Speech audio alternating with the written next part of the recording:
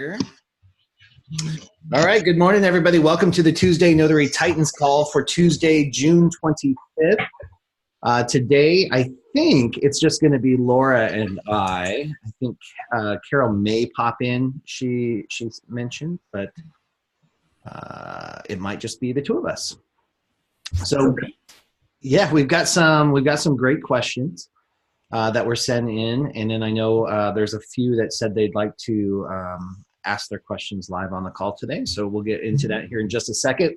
Laura, welcome. Thank you for spending your Tuesday morning on the last week of the month. I know it's crazy for you as well. What's going on? What are you excited about this week? I'm going to a closing appointment today, and it's my own.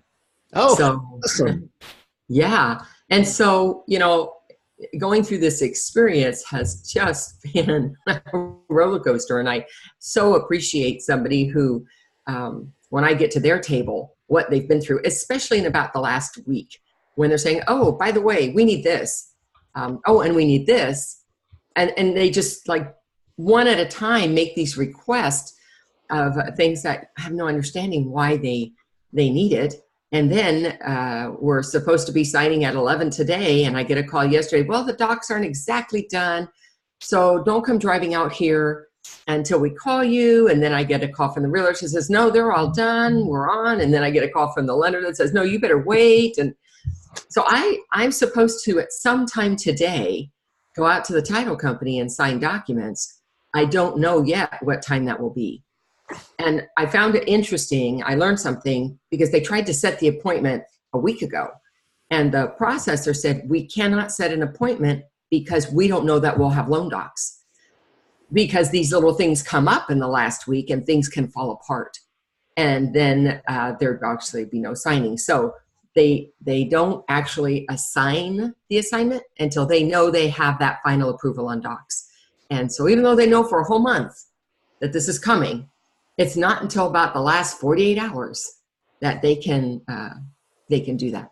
So hopefully the rest of it will be great today, and my son will have a new house to move into this weekend because the appliances are purchased and are coming. So I hope we have a house. You better close. Yeah, I better close.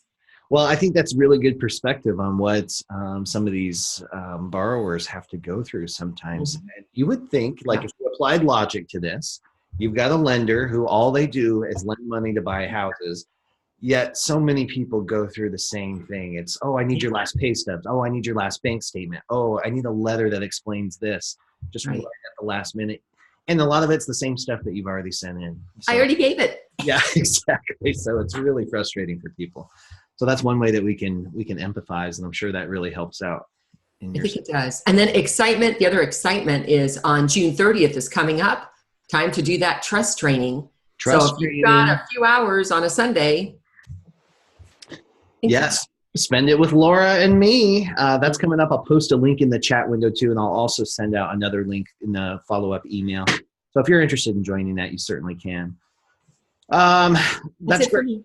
That's it for you. Well, that's pretty cool. That's exciting. Well, congratulations to you and your son. That's awesome. Thank you.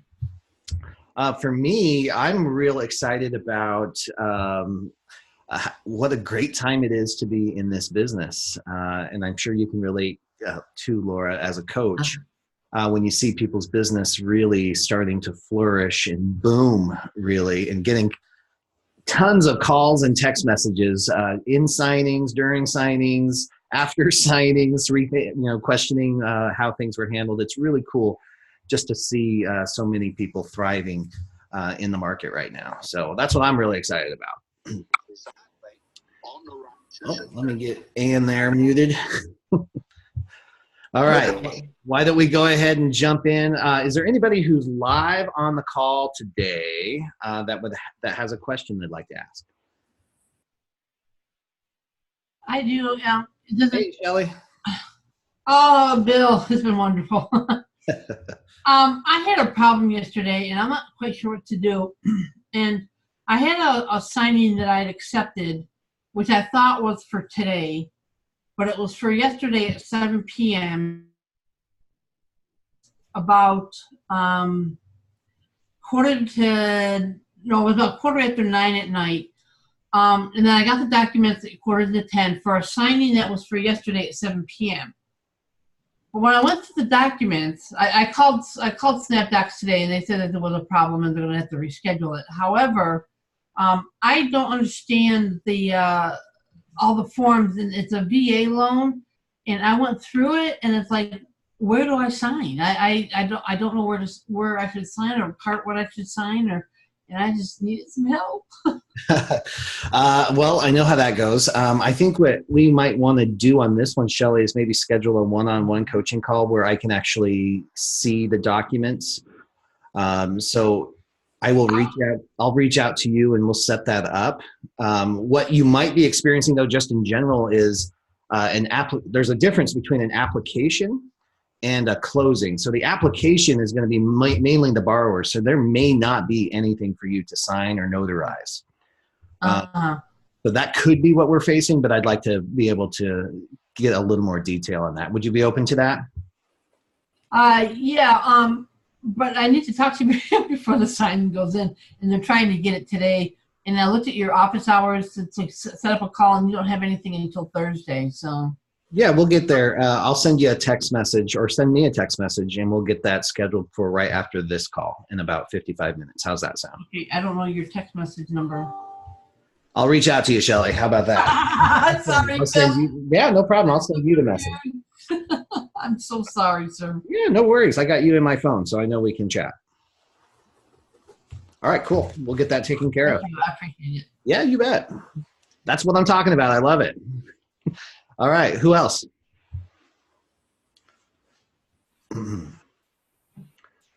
Says Laurel, SnapDocs sent 2 invites for signings yesterday at 4:58 and 5:30.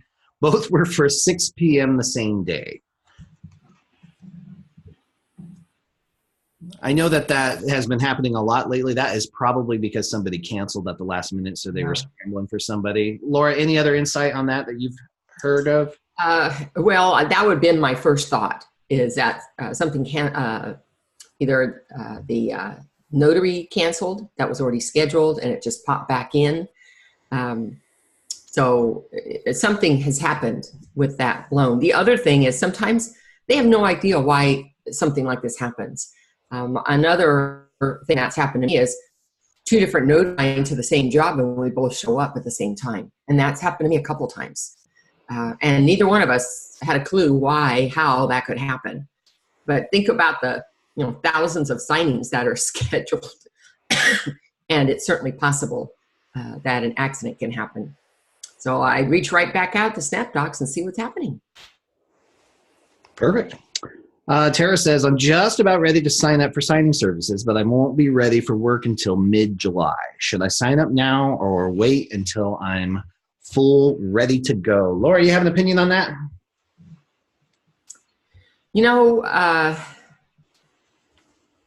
I don't know that we ever really feel like we're full ready to go.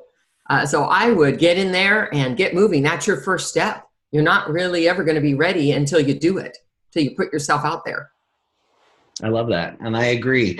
I agree for a couple of reasons. Number one, for exactly what Laura said, you're never going to be ready. There's never the perfect time for this. You just really do have to jump in. The other side is you might have, it sounds like you have a plan and you have real practical reasons that you're going to start in mid-July. However, it takes time. We're recommending that you sign up for, up to 100 of these different signing companies, and that is going to be time. It is a tedious, exhausting process, like a nightmare for somebody like me to do that amount of detail over and over again, but it pays off when you do it.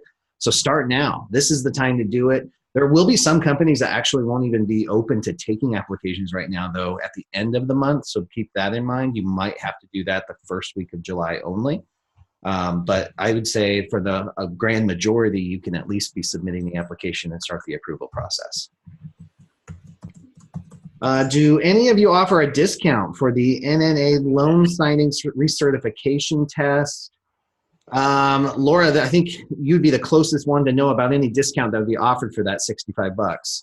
Yeah, no, unfortunately it's $65. And even I have a promo code and I can waive shipping when you have a shipping, when you're ordering a product that has shipping. I can help you with that. but there is no discounts offered. They don't even put them on sale. There's just nothing when it comes to that recertification. The biggest discount you get with it, and of course I am not a tax professional, so you have to consult a tax professional, but is that it could be a tax deductible expense for you. So we might. Yeah, absolutely. Mm-hmm. I've been getting signing offers for jobs within the hour. Okay, we already just kind of addressed that. There's a variety of reasons for that. A lot of it's last minute, and sometimes notaries cancel. It could be that. But here's the other thing that I've noticed, and this is relatively new, because I work escrow direct, and I usually get 24 8 to 10 hours notice at the minimum. But at the end of last month, we started getting like, hey, it's 11 o'clock. This guy needs to sign by noon so I can get documents back. Can you do it? That's nerve-wracking, and it drives me crazy too, but that's just the nature of their business. They're not plotting against us, throw a last-minute signing at it. That's just the way that their business is happening right now. That's because lenders are totally backed up on their processing and their document orders. Escrow officers are overwhelmed right now, so it happens when it happens when you go escrow direct. The other thing I want to mention is when you purchase a house, I know it's different for refis, but there's a contract set up with the real estate agents and the buyer and the seller that says we're going to close by this date. That's the contract. And nobody asks the lender if they could be ready by that time. Even if they've got a pre-approval, which I did, that doesn't really mean a whole lot. They still got to go through everything, and there's 100 other people doing what you're doing. So I think it's interesting that there are many pieces of the puzzle that come together at the end that are initiated or controlled by other people in the process. Exactly. Yeah, good point.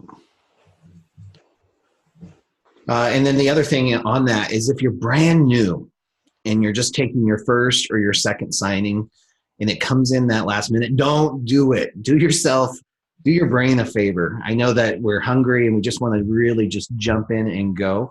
But when you work that last minute, you throw printer problems, traffic problems, you throw all this additional stress on it. Plus, your support team, like me or Laura or Carol or any other mentors, don't have time to fit you into their schedule. So if you did have questions about documents or anything like that, we couldn't, it's a lot harder for us to help you.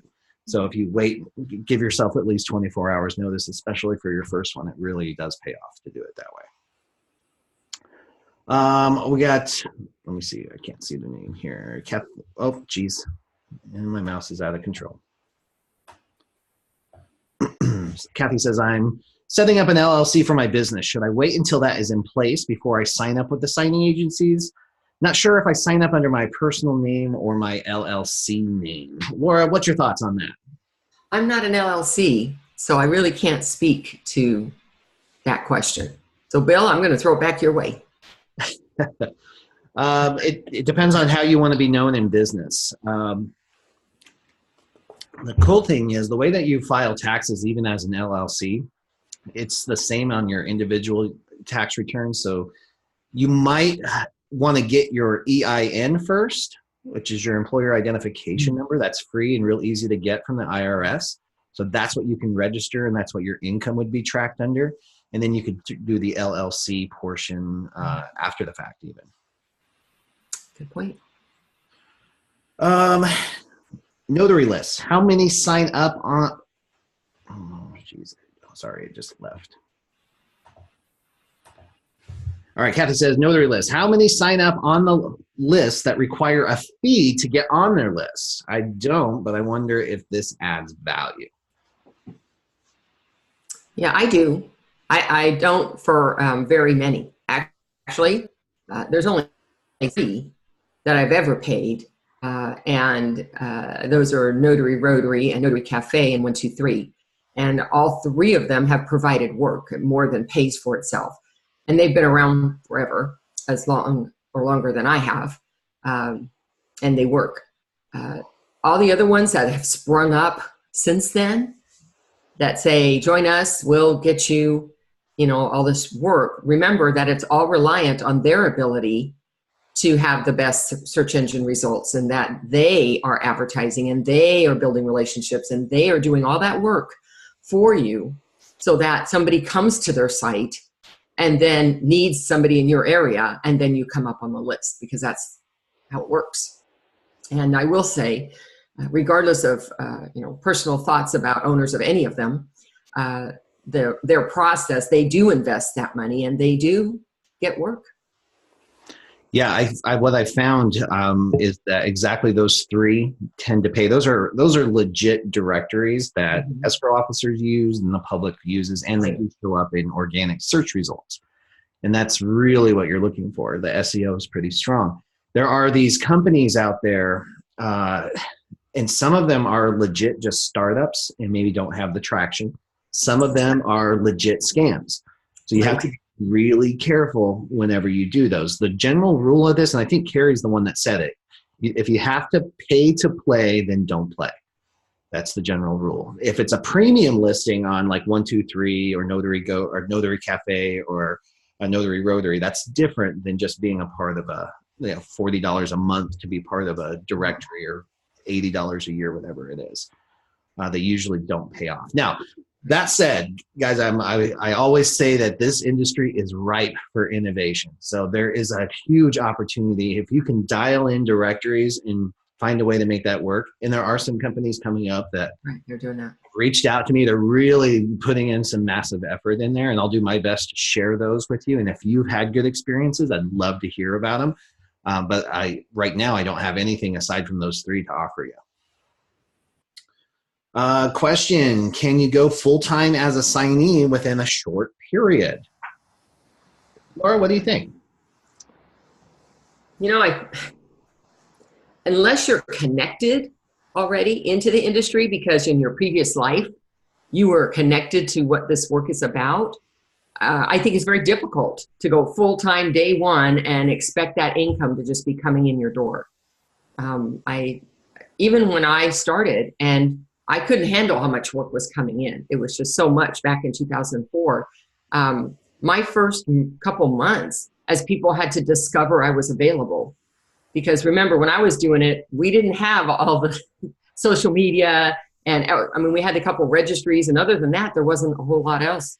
You had to make just those calls. So it took a little time for people to know that I was available and that I could do the work. So my personal experience was it didn't happen at a run. It took a few months to get some things into the hopper and fill the pipeline. And then once it happened, it continued to grow. Love that. And I think for me, the way my analytical brain works, I got to analyze this. Number one, we have to define what a short time is. Is that 3 years? Sure. In the grand scheme of things, is that 3 weeks? That would be a different story. And the other thing is your personal situation too, because some people, you could replace your income and make $2,000 a month, and that would replace your employment income, and you could go full time on that. That's totally doable. It's relatively easy to make a couple extra $1,000 a month in this business. And I don't like to use the word easy, but simple. It's relatively simple to do that. If you need to make 5 to 8 to 10,000, then that's a whole other story, and that does take more time. And again, 100% relationship based. In my experience, when I first started, I came in at the tail end of a refinance boom, and I was able to make, my first month was about $3,500, and then it went up from there, and then it came down because I didn't cultivate those relationships. I just used this business as an ATM machine. So I just popped in. Yeah, the business is coming. You pop in, you do what you got to do. And it's real easy when the interest rates are low and people are booming. But when that stops, if you haven't cultivated your relationships, then your business and your income stops. You've got to continue to maintain the relationships. Kathy says, okay. Commentary, let's see. Okay. On the general notary work side, what factors should go into my pricing? Not specific prices necessarily. That's what Justin says. Laura, you want to touch on that? Sure. So basically, it's my time, right, and my direct costs, and then my overhead. Those are really my three big pieces. So I have a pretty good idea within my own territory, meaning in my own city, what I can charge based on one, competitiveness, and two, making sure I cover the cost of the car and the cost of any other overhead I have for people to have found me, because they didn't find me for free. They usually use something that I've invested in to make sure it happened, whether it's my website or something else. And then if there are other services they've asked me to provide, I start adding those on as well. So there's a base fee to open the car door, just to be in my area. And if you need me to go outside my area, now I start looking at the time that's added, and then I increase it appropriately. And a lot of that is based on my experience. Sometimes the first time I don't get it right, and it's like, dang, I should charge more for this. But I learned from it. And so there's a little bit of trial and error. But most mobile notaries who are doing the general work side, it's going to be how much time more than how many notarizations. How much time is it going to take me to get there? How long do I think I'll be at the table? And what's my outside costs? And I add those three pieces together to come up with a quote. Mm-hmm. And again, I think we have to also reiterate that it's very, very state specific. Your state really do. Sometimes some states spell it out exactly. You can do this, you can't do this, you can do this. And then, of course, we've got the gray area. Lots of gray area in their business, and some states are not as clear on that. But you need to understand, this is part of being in integrity, is understanding what you're allowed to do and what you are not allowed to do, and then finding a way to make it work within that. And Bill, within that, if the state says, look, you can only charge mileage, or you can't charge travel, think about, are there other ways to recoup your time? You may not be able to charge travel, but maybe there's a processing fee or a waiting fee or other fees that would help offset what you're not able to do because the code was set up that way. Absolutely. Marianne says, question, what is the best practice when title and then loan documents have a variance in the signer's name? For example, survey disclosure might be John Smith and the closing disclosure is John A. Smith. Laura, how do you handle that? I follow the document instruction. If a document, and this has happened where escrow documents were one way and loan documents were another way. So if the escrow documents don't have the middle name, I don't have them signed with the middle name. I follow the document. If the loan document included a middle initial or middle name, then I say, okay, this is how we're going to sign it for the rest of the package. And I follow what the document is asking as long as it's supportable.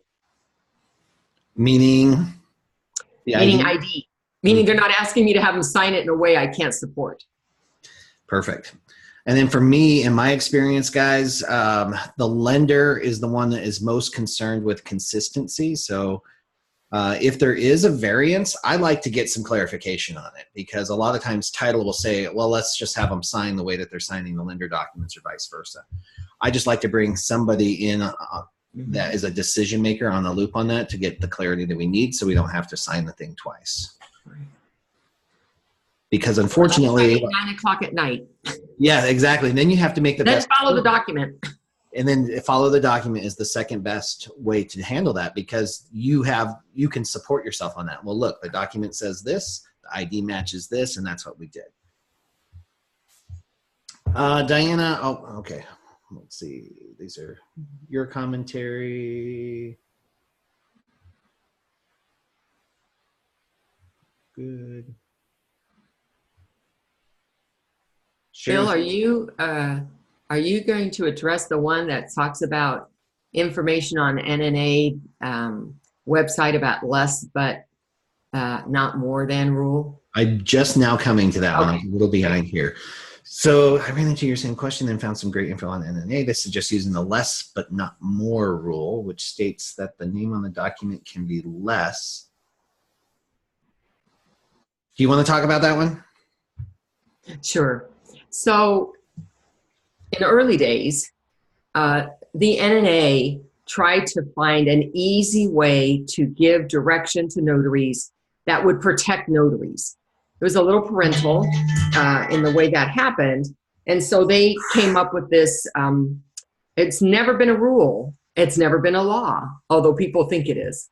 But this suggestion or recommendation that if the name on the document is equal to or less than what's on the ID, that variation isn't a problem for you.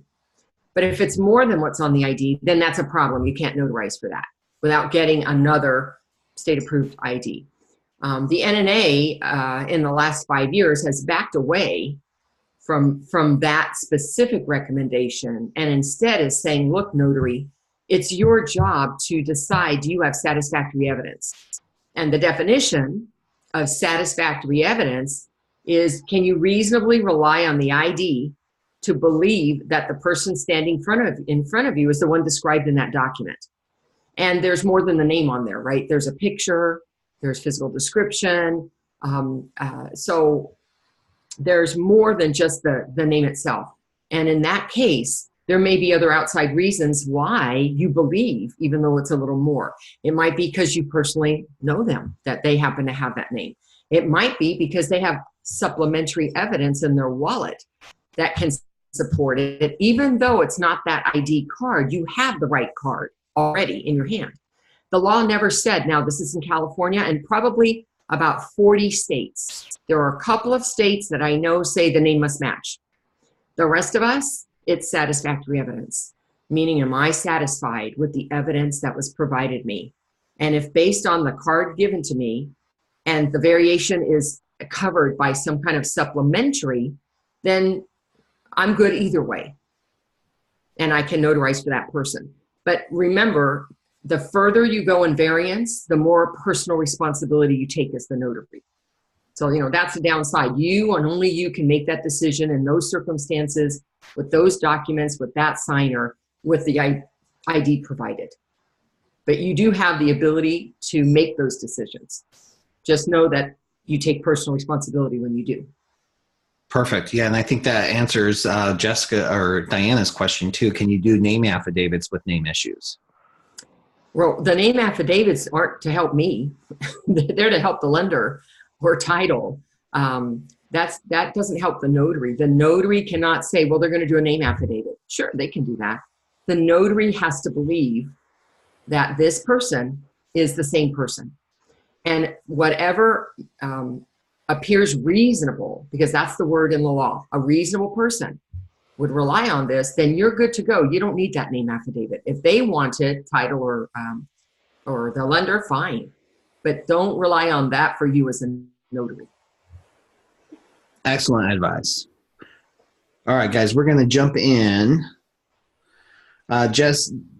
Jessica's asking for the second time now, does anyone know of any RON platforms that are paying for NSA's digital seal? Laura, are you in the loop on any of that? Well, Doc Verify, you can get your digital seal there. And ultimately, and they serve, I believe, all the states where RON is active.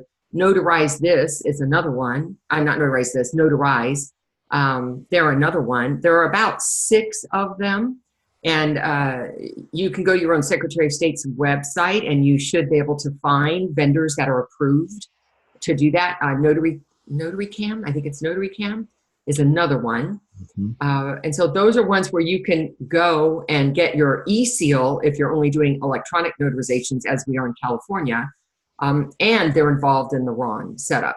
Also, there are platforms out there that are really connected with signing companies or title companies directly, like Pavaso is one. And then if you work for AmRock, they have their own proprietary one. That's just for them. So there's going to be a bunch of different platforms out there to work with. And you may have to work with, several, depending on who your clients are. Okay, excellent. And there's usually a fee to enroll to get that seal. And if you're in California, right now it still requires an additional certificate of authorization in order to get that seal. Beautiful. And I also just interviewed on Profiles in Ink, Melissa Eldridge out of Texas, and she is kind of one of the front runners in just training on electronic and RON notarizations. And she actually has 3 or 4 different platforms that she can actually walk you through and give you the ins and outs and the pros and cons. So you might want to reach out to her, go to my YouTube channel, and you can see the most recent interview with her, and she has her resources there as well. The next question was about apostille. Is there somewhere someone can go to learn about how to do that? Kat has been looking everywhere for somebody who does that training in California. And Laura, don't you know somebody? Well, Naz Stieber is an apostille agent herself, and she has been extremely helpful for those who either want to partner with her. She's right there in downtown Sacramento, or to help somebody point them into the right direction. So her company is called Apostilles Now. That's her website. Her name is Naz, N-A-Z, Stieber.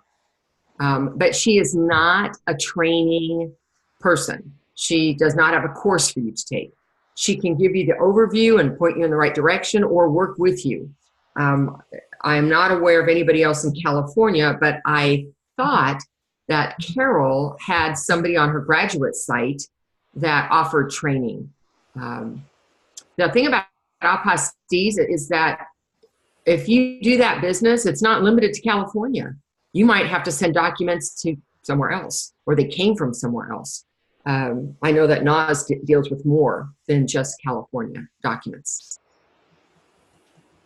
It can be a national business. And I am aware of gosh, what's her name? I met her at conference. Judith Lawrence, who's in New Jersey. She co-wrote that book with Daniel Lewis. She has put together a program and is in beta right now with that. Oh, awesome. So, yeah, so I'm going to tell you, I think apostille work is up and coming as a complementary type of business to mobile notary work. Awesome. You should put me in touch with Judith. I'd love to chat with her. Okay. Bill? Yes. Hi. Hey, Carol. I'm sorry, it's Carol. I've been kind of monitoring in between phone calls. I apologize to everybody this morning. I called Bill and Laura last night. I have a bunch of brand new graduates doing signings yesterday and today, and my phone is wearing itself out. But I wanted to let you know that Phyllis Traylor in Texas is actually working on something now for training for apostille work. And I'm very excited. I don't know how long it'll be before she does something, but I'll let everybody know because I don't think it's going to be limited to just Notary to Pro, although we'll probably have her there. But anyway, that's all. Yeah, I'm great. going to say goodbye to everybody again. I hope you don't mind. Thanks, Carol. And that's great. Phyllis Traylor was also another guest on Profiles in Ink. So her contact information is also on youtube.com/notary coach. So you can get in touch with her as well. That's awesome. I love seeing all these new endeavors coming through. Arturo, I see your question again. Any live training programs in Phoenix? That's where I'm based. I don't have any live Phoenix trainings right now, but for local members or local notaries, I can usually get you in maybe just to observe on some of my signings. So reach out to me at orders@notarycoach.com and see if we can set it up. All right, let's get into the PowerPoint, shall we? Yeah.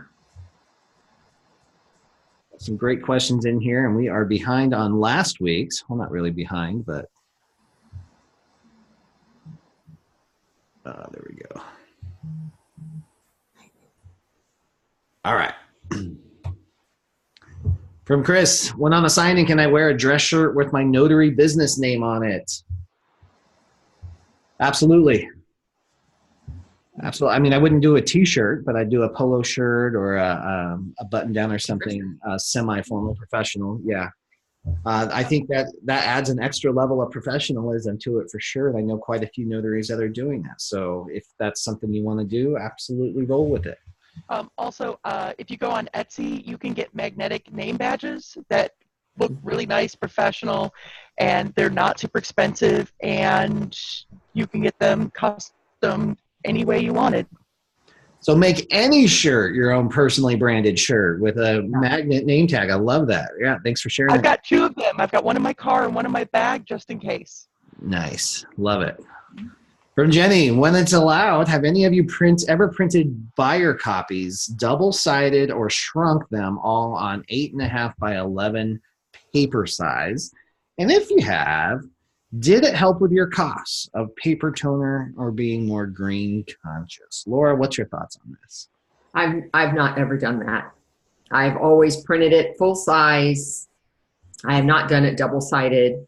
Of course, one of the reasons is if there's a mistake at the signing, I need that extra package to look like my package so that I can switch out documents. If I run short on RTCs, I can yank one out of their package, and I couldn't do that if I did this to their package. So they get exactly what I printed the first time. I totally agree. And I think if you really mapped out, like extrapolated the numbers over the course of your business, the time that it's going to take you to recalibrate printers and everything, you're saving pennies. And I think that's the wrong focus of your time and energy. If you're going to focus on something like that, go to a marketing level and just get more business so you don't have to worry about pennies so much anymore. That's where I would spend my time and energy. From Joan, I have an unpaid invoice from April. I was assured payment by check after the signing was complete. I've left several messages and emails for the owners and have been ignored. What can I do? Laura, what's your suggestions here? Well, if I've already taken the steps of phone calls and then put it in emails, and I've documented my trail, I go to my Legal Shield guy and I say, send a demand letter. And it has 30 different attorneys on the top that says, look, you've done this work. And if she doesn't have a check in 30 days, she'll take the next legal steps. And I've only had to do that 3 times. And all 3 times I was paid very fast. I don't like to pull it out, but that's why I pay for Legal Shield. Yeah, that's been, I'm right there with you. Legal Shield's probably one of the best decisions I made for my business for that very reason. That's really the reason I signed up for it, was so I could have that service. Yeah. Makes a difference. If you don't have access to affordable legal assistance, you can try writing the letters on your own. But again, that's probably not going to be the most effective. And especially when you're dealing already with the owners of the company. I know that some people actually bring the client into the loop, notifying the escrow officer or copying the escrow officer in on an email just requesting payment, always staying professional, always staying optimistic. And I like to give people the benefit of the doubt, even though there's that little part of you that just knows you're being brushed off and they're trying not to pay you. There's probably very few people are intentionally out there going out to try to rip us off and scam us. There's probably something that has happened. They fell behind in something, a client's not paying them or something. So if we give them the benefit of the doubt, but then just copy in somebody who might be that incentive to get the check cut can be effective as well. Bill, I really love what you just said about coming from a perspective of they have full intentions of making good on the payment. We know there are some out there that things happen. What I do when I'm getting that, it feels like I'm getting the brush off, is I'll say, if there's something happening that's creating this delay, could you please talk to me about it so we can make an arrangement? So that I give them the opportunity to let me know, okay, I'm not trying to, you're going to get paid, but this is what's happening. And if you could just wait till such and such a date, I guarantee you're going to get paid. Then I would do that before the demand letter. Yeah, agree.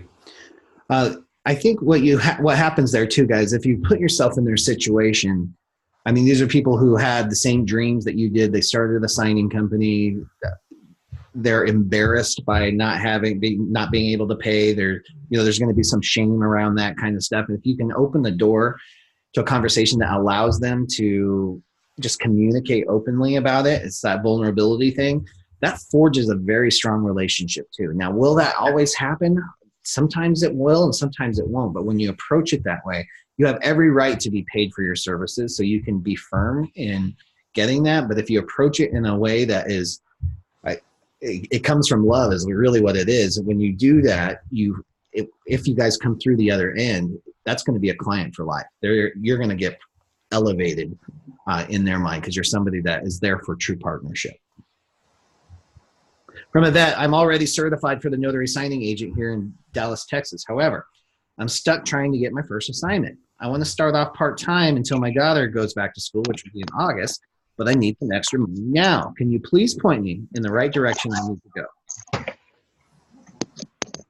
Or what do you think on this one? Let me get Gosh, it's been so long since I had to do that, and I almost do all general work now.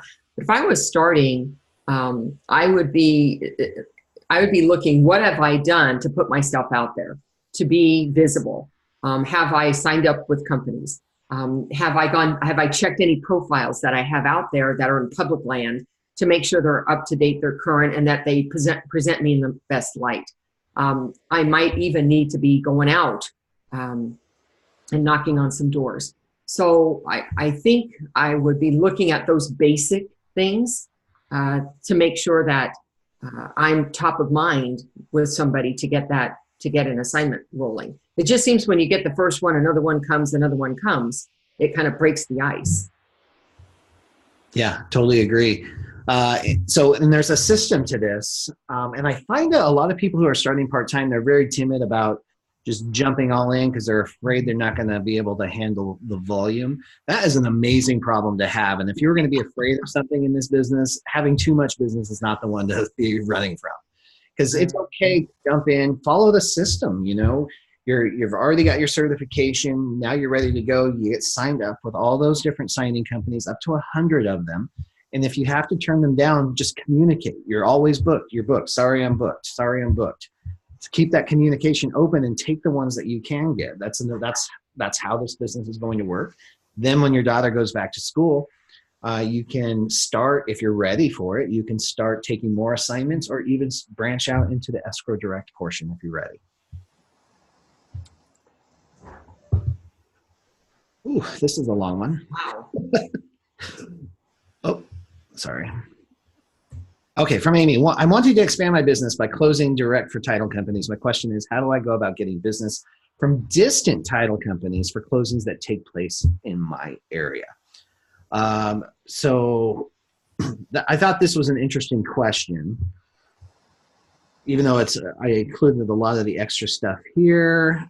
She's 30 to 40, 50 minutes. She can be nearby another city. How do you tap into long distance relationships for your area? Any suggestions on that, Laura?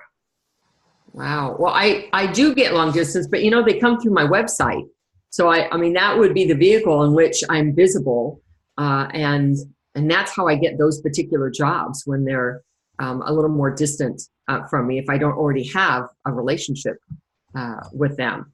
So I'm still trying to read all of her questions about getting stuff to be overnighted to the closing. I mean, nobody wants to overnight anymore. I mean, why? They don't have to. They can put that through right by downloading documents to us. So what they want to do is pick up the package, take it, and then go back and drop it. Am I understanding that correctly? Maybe it's the opposite. Well, you know, let's see, 50 minutes. However, closings by dozens isn't. What about closing packages in my purchase?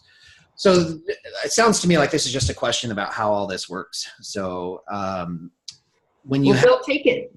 Yeah, when you have local title companies, if you're working escrow direct, guys, a lot of times you can still have packages delivered. So a lot of times escrow officer are expecting you to drop it at FedEx and send it back. You know, I have decided in my business that I wasn't going to do that.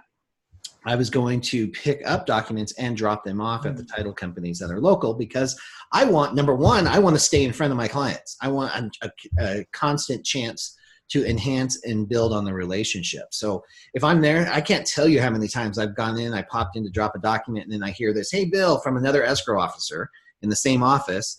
"I've got a signing tomorrow at 6. Are you available for that?" You know, I'm top of mind because I'm in the office all the time.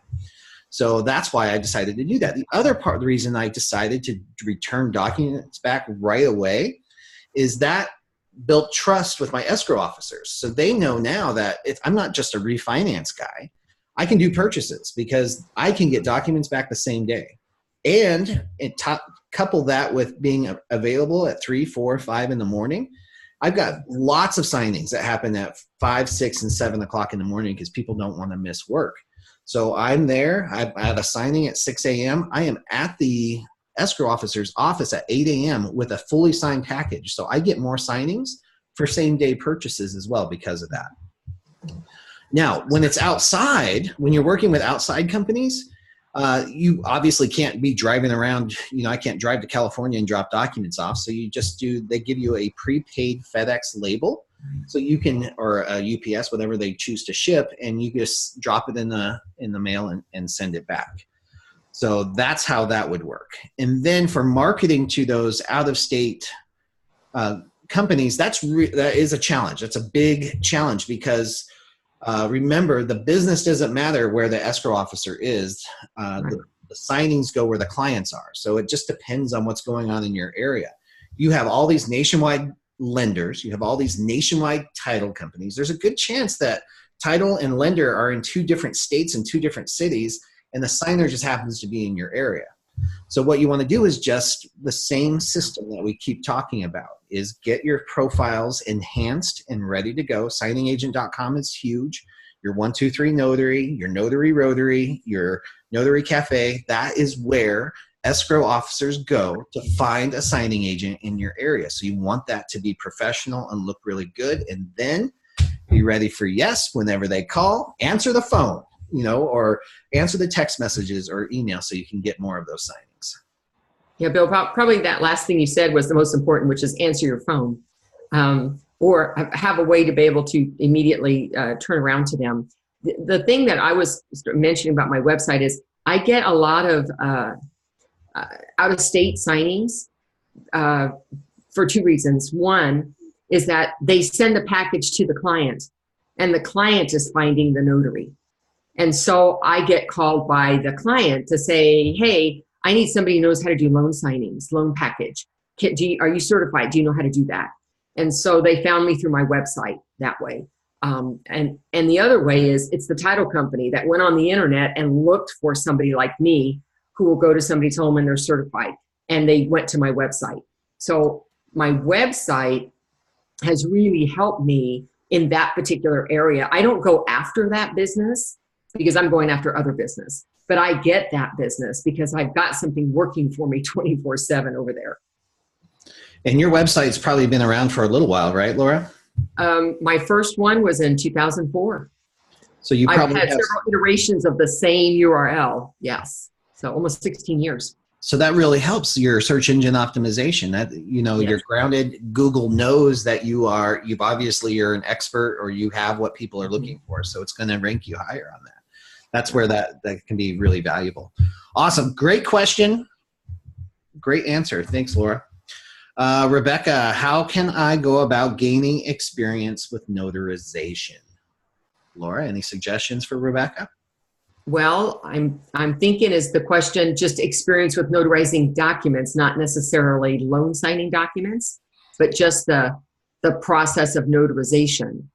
That's how I'm interpreting this, because I think that's the hardest part to get some training on, right? Even the state-specific training, I hear a lot of people say, well, they didn't even tell me where to stamp or how to stamp. Right, and that is a problem because any training you get typically is to tell you this is what the law says. And so you know what the law says, but there's no practicality to it. There's no, okay, this is how you fill this out. This is where your stamp goes. This is where your signature goes. Oh, if it doesn't fit, this is what you do instead. This is how you can tell what kind of notarization it is. All of that really doesn't happen. Even in California, and we have a pretty strong training program, I coach a lot of brand new notaries on how to notarize a document, which of course is our core skill or competency to do this.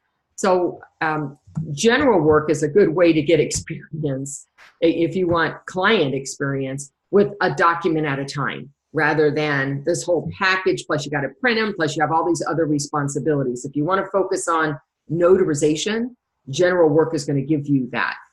If you're concerned about your competency level and you would like to sharpen that, then I recommend you get a coach who knows that particular aspect and can spend an hour with you to ensure that you know how to notarize a document. Additionally, I have put out, one of my friends is homeless currently, and he says for applying for housing and aid and stuff, he needs to have documents notarized. And because it's a tax write-off for me, I go, great, I will do it a tax write-off. This is a charity. This is a donation. I get a letter from the organization he's applying to prove it, and then I get to practice notarization. So volunteering for shelters, a lot of these times they need people to notarize their documents. That's a good idea. Yeah, that's a great suggestion. The other thing is, finding samples of documents that require notarization is relatively easy if you just Google it. And you can practice. That is really how this, whether it's loan signings or whether this is regular notarizations, just print out different scenarios. You will never be prepared to handle everything that comes at you. There are people who've been doing this for 30 years, escrow officers with 35 years experience, and they still get curveballs every single day. There's just going to be weird scenarios that pop up. So especially with general notary work, because anybody can create a document and slap some notary requirement on it. It could be anything, but you just want to remember the fundamentals of what a notary does. Our job is to notify, make sure the document is complete, and that they are aware and what's the word I'm looking for awareness? They're alert and aware. Alert and aware, thank you, when they sign the document. But we don't have to fully understand the document. We don't have to make sure that they fully understand the document. We don't have to interpret what it means or advise them in any way. So that when you embrace that, it gets a lot easier. And it's hard to do. If you're a control freak like me, or typically you've been an advisor in past roles, it's really difficult. He says, I had a couple that were not married and the boyfriend was in the hospital. She was making decisions for him, but was not his legal wife. On his deathbed, his wish was to marry her. The officiant obtained the license from the county, but it usually takes 6 to 8 weeks to record. In the meantime, wouldn't it be recommendable for her to have a power of attorney just in case something happened to him? Or is it not necessary since they were living 11 years together? Would the power of attorney be valid under his conditions? I know that as a notary, we can't give legal advice, but people tend to ask, and I would like to at least give an intelligent answer. So Laura, the reason that I really wanted to highlight this question is this is a slippery slope, right? Yeah, as soon as he got into it, the word legal. I can't touch this. I wouldn't answer any of these questions for a client. I'm in no position to know what's the best answer. And of course, the power of attorney only works as long as he's alive. That I can say. So that document may be very short-lived in this scenario or a scenario like this. Other than that, I would not be projecting into the future of what can happen and what's the best thing. My best advice would be seek a legal advice. And that really should be, like in a scenario like this, guys, this should be the only advice that we give, is to seek legal advice, because this happens a lot. There's number one, people think a notary knows a lot more than we actually do. And they think that our role and our responsibility is different than it actually is. So a lot of times they think that you are authorized to have these conversations, and they elevate you a little bit on your authority level. So you have to be really careful with this kind of stuff. You got to make sure your ego doesn't get in the way, and that you want to be there for them. I mean, this is a terrible situation. So if you're coming from a heart place or love, you're going to want to help them as much as possible. But the worst thing you could do is give them legal advice. The best thing you can do is tell them to get legal advice. Right. And another way that I assist is my connections. I'm connected to attorneys. I have a list of organizations that can be of help, and I give them phone numbers and names and say, this is not something I can help you with, but let's try this person. Maybe they can help you. Love that. Always be a resource, right? Mm-hmm. Excellent. From Lorraine, another notary suggested that in order to save time at the closing, I pre-fill the acknowledgements except for the signature and seal and journal. This sounds good, but I've heard that it's not acceptable. Laura, what do you think? Well, it depends on your state. That's very state specific. I can address California. Lorraine, I don't know what state you're in. You may pre-fill out the certificates minus your signature and seal, just as sometimes the title company will put the venue in and they'll put the names of the signers in. Sometimes they even put the darn date in, everything but my name. The only requirement is that your signing and sealing is original and that it's done at the time you're performing the notarization. The other pieces can be pre-filled in. Regarding the journal, in our state, California, Secretary of State put out a directive last year that says your journal's not a diary, so don't put all the ones you plan to do, only put the ones in you're doing at the time you're doing them. So it was a common practice for us to pre-fill out everything we knew, and then it would be faster at the table.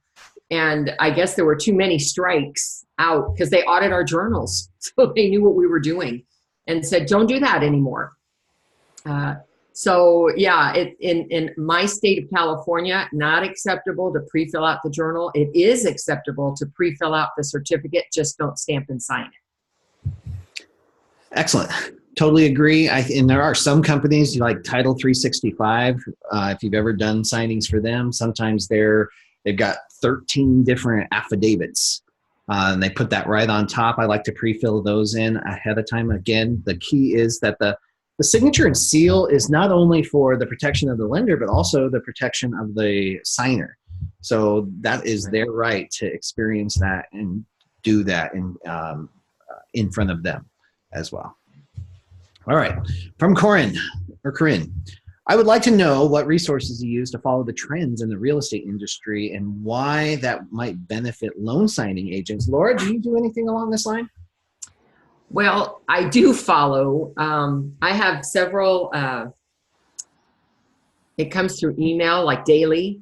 And one of it is As It Happens, I think it's called. And I put in keywords like notaries, real estate, that kind of thing. And then every time there's something in the news about that topic, I get, and Google, I think it's from Google, then I get something on that. So I'm always reading something every day on either the topic of notaries, on the topic of real estate, on the topic of loan signings, on the topic of interest rates, because those are all things that impact my business. So I think it is good to have a feel of what's going on, particularly because it's a volatile industry. And, you know, interest rates change. All of a sudden we see we're not getting very much work. And so I like to know what's going on. Does it actually direct my business? It is not directing my business. It's really for me to understand what's going on in my business. And I have not made different choices in terms of the jobs I take. It has, the only influence I'd say it did have on me was early on when I said about 4 or 5 years ago now, I need to change my business model and have more general foundational work that is not impacted by what's going on. And I made that decision. Other than that, though, it's really just for my own education. Good. And then for me, I stopped watching the news probably 8 years ago or so. So I don't stay up on it as much as I used to. But what that does is that helps spark conversation, because I don't always know I definitely with pop culture, I don't know anything that's going on.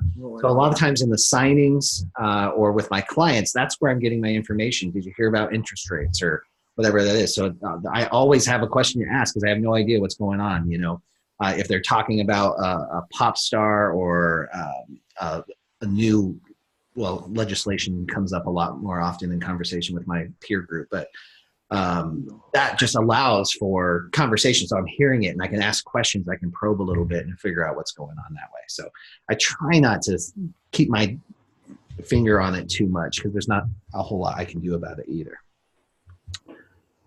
Regina says, I've been a notary for about 2 years and was wondering if the loan signing agent class, should I take it online or should I take one locally? Wondering if the loan signing agent class is online or should I take one locally? So I'm not quite sure what Regina was talking about, but I thought this was an interesting question because I think people, especially if you just Google notary training, they get inundated with all kinds of offers. There are online classes, there are live in-person classes.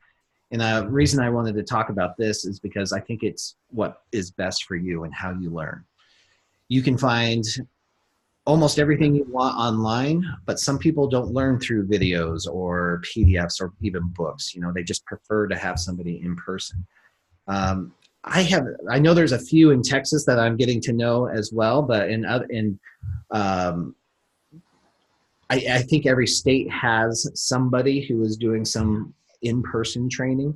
So I think you have to make the best choice for you. Laura, any feedback on that? Well, right where you started is where I was going to pick up. And that is, I think it's based on your learning style. And some people do better with online than they do live. My personal just opinion is that live tends to give you more freedom in terms of being able to ask questions. It's more interactive. If you have to remember things, that might sink in a little bit better. You might have an instructor, and of course the quality of the instructor can depend as well. That instructor may have a way to help you practice or utilize that information while you're in the classroom learning that they cannot achieve online. So I think there's a lot of benefits to going to a live class. However, now that's all hinging on the instructor and the material of that company. I don't think you can go wrong. But if you find that you made a choice and you went online and decided, gosh, I'm still not comfortable with this, go take a live class. There's nothing wrong with being certified by multiple companies. The more you learn, the more you know, the better you become. Excuse me. I totally agree with that. I think, number one, there's nothing wrong with anybody's own system that they've created for building any business. It just happened to be something that they work and they're sharing. So you can take little pieces from all these different little courses, classes, skill builders, whatever it is, and take what works for you and apply and dump the rest. Hey, that was it. Perfect timing, because isn't it like 9 o'clock? It is 9:02 right now. Oh my God, it's like a minute after. Yeah. That was perfect. And we actually caught up on all we're done. That were submitted. Yeah, guys. Thank you so much for tuning in and growing yourself in your business with us on the Tuesday morning. Laura, thank you again for spending so much of your time with us. Carol, thank you. I see you're still here. Thank you so much for popping in. We really appreciate it, guys. You guys have a great end of month, and we will see you next week.